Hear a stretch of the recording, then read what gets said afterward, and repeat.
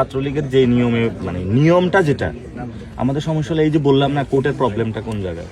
কোর্টের প্রবলেম তো এটাই কোর্টকে স্বাধীন করে দেন কোর্ট তো স্বাধীন কে বলছে আপনার কেন ওটা চাবিটা হলো তারেক রহমানের কাছে কোর্ট স্বাধীন এটা হয় নাই তো কোর্ট স্বাধীন হয় নাই তো এখন।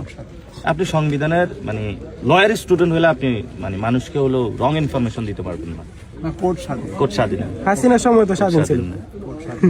স্বাধীন না হ্যাঁ, হাসিনার শাহী আমল ওইটা আর বর্তমান কোর্টের কি আমলে- হয়েছে জানেন আপনি বলেন এই যে আসাদুজ্জামান সে যে ইলেকশনটা করছে এবং উনি বিএনপির মুখপাত্র হিসাবে কাজ করছে এবং উনি রাষ্ট্রের এটা পারে না আপনি কোন ইয়ারে পড়েন আমার সেকেন্ড ইয়ার ছিল সেকেন্ড ইয়ারে তাহলে আরেকটু ডিপার্টমেন্ট পড়লে হলে আপনি টের পাইবেন এটা তো উনি করতে পারেন উনি যে জিনিসটা করছে হ্যাঁ সাংবিধানিক পদে থেকে উনি অনেক কিছু করতে পারেন তারপর উনি ওটা জায়েজ বানায় নিছে এবং আপনি দেখবেন কোর্টে কিন্তু বিশাল এখন চেঞ্জিং হচ্ছে সাংবিধানিক পদে যেই